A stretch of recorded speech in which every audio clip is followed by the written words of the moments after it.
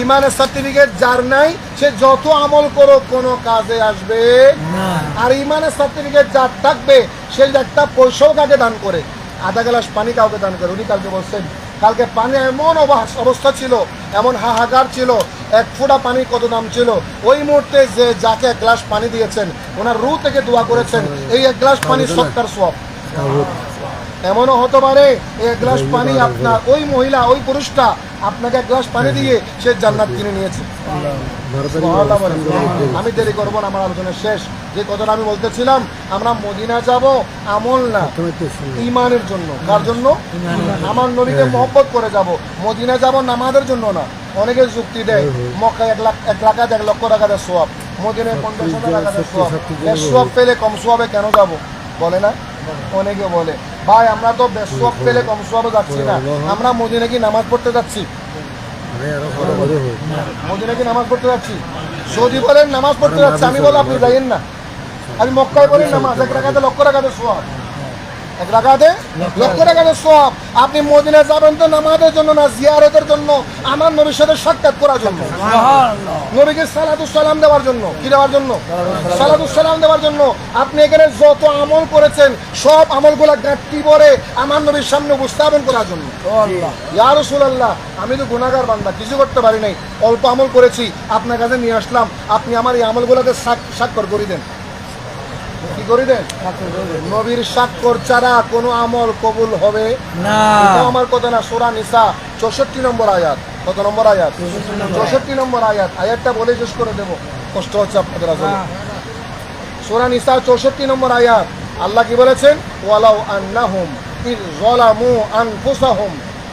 ইয়া রাসূলুল্লাহ, আপনার উম্মতরা যদি নিজের নফসের উপর জুলুম করে, অর্থাৎ গুনাহ করে, পাপ করে, তখন কি করবে? জাউকা, তারা আপনার দরবারে আসবে। সুবহানাল্লাহ বলে। এই আয়াতটা কোথায় আছে? সূরা নিসা কত নম্বর আয়াত? 64 নম্বর আয়াত। না পাইলে আমারে বলবেন, আমি দেখাই দেব। 64 নম্বর আয়াত। আল্লাহ বলছেন উম্মত যখন গুনাহ করে, বড় বড় পাপের বোঝা মাথায় নেই, নফসের উপর জুলুম করে, তখন সে কার কাছে যাবে? জাউকা, কামানি আপনি, ইউ কামানি ইউ, আপনি, জাউকা ইয়া রাসূলুল্লাহ, আপনার কাছে আসবে। আচ্ছা বলেন, নবীজি যতদিন 63 বছর হায়াতে ছিলেন, এই আয়াতটা কি তখনকার জন্য নাকি এখনো আছে? জোরে বলেন, আয়াতটা এখনো আছে? রওজা শরীফের উপরে লেখা আছে এটা। এই আয়াতটা এখনো আছে? রওজা শরীফের উপরে আয়াতটা লেখা আছে। সুবহানাল্লাহ। আদল জান্নাতে যখন যাবেন আয়াতটা দেখবেন। এখন খেয়াল করেন আয়াতটা, জাউকা ইয়া রাসূল, আপনার দরবারে আসবে। এখন আমার প্রশ্ন, এই আয়াত কি নবীজি যতদিন দুনিয়াবি হায়াতে ছিলেন, 63 বছর হায়াত, ততদিনের জন্য নাকি এখনো আছে? কিয়ামত পর্যন্ত এখনো আছে। এখনো যে আপনি নবীর দরবারে, নবী যদি মরা নবী হয়, আমার মতো আপনার মতো মরা নবী হয়, আপনার সুপারিশ করবে কেমনি? বোঝা গেল? আমার আপনার নবী মরা নবী, আমার আপনার নবী মরা নবী, আমাদের নবীর নাম হচ্ছে হায়াতুন নবী, জিন্দা নবী, মরা নবী না, জিন্দা নবী। উম্মত সালাম দিলে সালামের জবাব দেয়। অসংখ্য হাদিস আছে, আমি তো সময়ের অভাব বলতেছি না, অসংখ্য হাদিস আছে, উম্মত আমাকে সালাম দিলে ওই সালাম আর আমি কি দিই?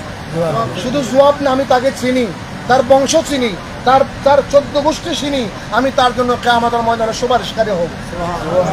আল্লাহু আকবার, আল্লাহু আকবার, আল্লাহু আকবার, আল্লাহু আকবার। আল্লাহ বলছেন নবীজির দরবারে যাওয়ার জন্য গিয়ে কি করতে বলেছেন? ফাস্তাগফিরুল্লাহ। নবীর দরবারে গিয়ে কি করতে হবে?